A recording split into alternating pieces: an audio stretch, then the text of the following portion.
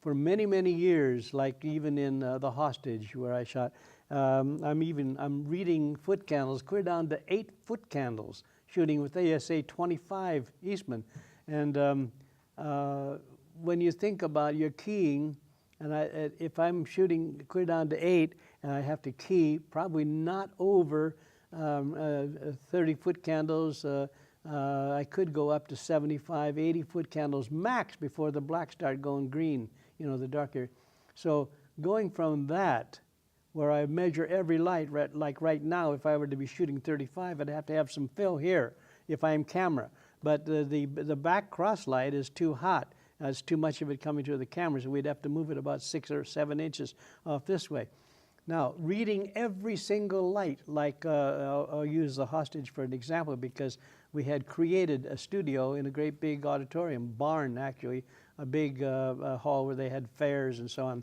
And we had set walls and we had 2Ks mounted everywhere, which was nice because I could say, kick this one in and they get to read it. Okay, pin it, flood it, you know, whatever. And lighting that way, reading every individual light, including the Spectre Director, which I still have for all these years. I love it. You know, reading incident or reflected, which you never do. Reflected, once you move out of the amateur stages, you don't use reflected light. You read each individual light, and then collectively you might want to see that you're not going to overexpose. Anyway, the difference now is that people that are shooting the little digital cameras look at a little screen and they see a picture, oh, got it made. Right, right. They don't realize that the difference, and then the background changes from a black to a gray to maybe a partial green and so on, because they're using different light references and all they're really looking at is the subject matter. And so I keep saying every movie I want to really go back and use the meter. So I'm always working with a constant foot candle, so the backgrounds and your other light levels and your crewminess. Yeah, it's consistent. And that's tough to do, so I don't take the time to do that anymore, but I try to keep it so that I don't have such a big job in the edit bay in correcting chrominance, luminance, and all that. So, and of course, I was asking you the other day if you've heard of a football field, you know? Yeah. And there are pieces of paper by yay big, and it has a line for every frame, 32 frames this way, 32 that way. In the center is the middle part of a dissolve, which had to be preset in a printer. Could be a dissolve, it could be a flip, it could be anything. But without the football field, the guy that's working the 35 millimeter printer wouldn't have any idea. But even though in the negative, you had to match the negative to the work picture. I had to go to my negative cutter, get them to pull this piece of film, get the key numbers, the edge numbers off of the film, scribe them if we're using half of a foot here. In other words, if we got an 8 frame, you got to scratch into the point of what that that key number is. But when I think about all the things that you go through, I used to go to the lab and check the Sinex strips. And the Sinex strips were when they're developing, they'll print it on about, I guess as many as 16 different lights and 16 at the same time different color intensities of the color. Right. So I would go to the lab, look at me, boom, that's the one I want, and I'd punch it. And that's what the printer would go by. They would print it on mine. But I mentioned that to other directors, and they said, what's a Sinex? Right. Well, I mean, most people don't even know what it is like to, you know, shoot on 35 and go through the processing and the transferring and get to the stage of editing, you know, and you've been able to see that now you're shooting digitally and you're also editing digitally. So throughout your career, you've done that all on the post side too. And now here it is kind of similar to what you dealt with in the camera setup from an editing standpoint. So instead of sending off all your magazines and all your reels that you've shot to a lab to get your daily so you could start to cut and do everything, you're popping the tape out, digitizing it, and going. Right into the computer. I mean, tell me about that process and how that's worked for you. Well, actually, Joe Nisnik was my production manager on this last movie. Mac, who was at the studio for me making all the ears and worked with me on Demon Haunt, although on Heart of a Boy, which is just before that, was his first time on a camera. Because when I'm in front of the camera, obviously somebody besides myself has got to shoot it. Although I've been shooting some stuff where I mount the camera I put a little monitor here. I sit over there with the remote under the camera, and I do my camera. That's how I've been appearing at these shows, like in Florida, for Richard Lester and Gary Lester. But in any event, with Gary, I can call him anytime I have a problem. Joe was sitting, Gary is in Daytona Beach.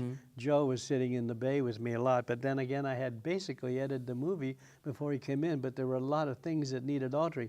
And I'm not that sharp on the computer, although I do computer every day. Sure. And still, it's hard to compete with the people whose lives are involved with computer editing every single day. Right. So I've been afraid to get back into my Gateway. It's got a huge memory, huge. It's great, but I was so afraid until I saw these coming out, with Alpha Video, who, by the way, I really love what they do to all my jackets. Is the finest video company I've ever dealt with for the DVDs and all. But in any event, I've been so afraid to even go back into there because I'm using, 4 stand-aside hard drives. One is, I don't know how, 500 gigs, I got a terabyte, I got, all these hard drives. And I'm afraid to go in, I'm afraid I'm going to mess up something. But now that I've gotten at least, I had the digibeta made on each of the last 2 films here at Transfer West. And so I feel comfortable. Now I can go back into the computer without fearing that I'm going to destroy the edit. Disappear. Yeah. Wouldn't that be awful? And even to this day, I have people asking me, do I have any clips left over from Astro Zombies or Corpse Grinders? We're talking about how many 100 years ago, But I did save a lot. But when I closed my studio here a year and a half ago, I had hauled into the dumpster tons and tons of 1,000-foot reels of 35, from the edit. Yeah. You end up maybe 100, 120 reels to go into the mixing stage there, where you got sound effects 1, 2, 3, 4, 5, 6, 7. You have to have a log on each one. Totally different. Yeah. Now you can look on the monitor and you see it's all right there. Yeah. Okay, mouse it up, mouse it down. Right. Totally different world. Okay. Well, so with digital effects, you've done practical effects. The Corpse Grinders, Astro Zombies, leading up. Now you get into the digital world, and all of a sudden CGI becomes a part of your films. There are a couple films that you've done that have a lot of CGI. What do you think of CGI and the use of what people use it today and how you used it? Well, my dear friend Mac was learning CGI, although he literally lived like 18 hours a day on the computers, and he was learning as he went. And on Demon Haunt, he says, Ted, I'm not a master at this. I'm trying to compete with Hollywood. Well, what he did probably would have cost $200,000 or $300,000 in Hollywood. But some of the things you don't really know what you've got until you see it on the screen. And you're not going to go back into an 8-day to make a printout, a vision of what you anticipated. So you end up living with some of this stuff. And even though when you're doing it, even now with like on the computer, a simple effect, not CGI, a simple effect almost always is instant. The minute you click on it, you've got the effect. You don't have the various programs built in. That's why I'm relying on Gary Lester in Florida to do a lot of. He's been acquiring the programs so that we can do all these things. But where on film, you don't see it either until you get it back from the lab, and you hope that where the effect starts, when you go to that football field and you have to cut it, you hope that the luminous and chrominous is going to match where you're cutting it in, and sometimes it takes a lot of correction to make it somewhere near accurate. Whereas in the digital world, what a difference. But unfortunately, that's why everyone in the world is making a movie, and it makes it hard because distributors have got tons of them. I've had distributors tell me if they open the closet door, they all fall out because they haven't got a chance to look at 1,000 of them. They can't.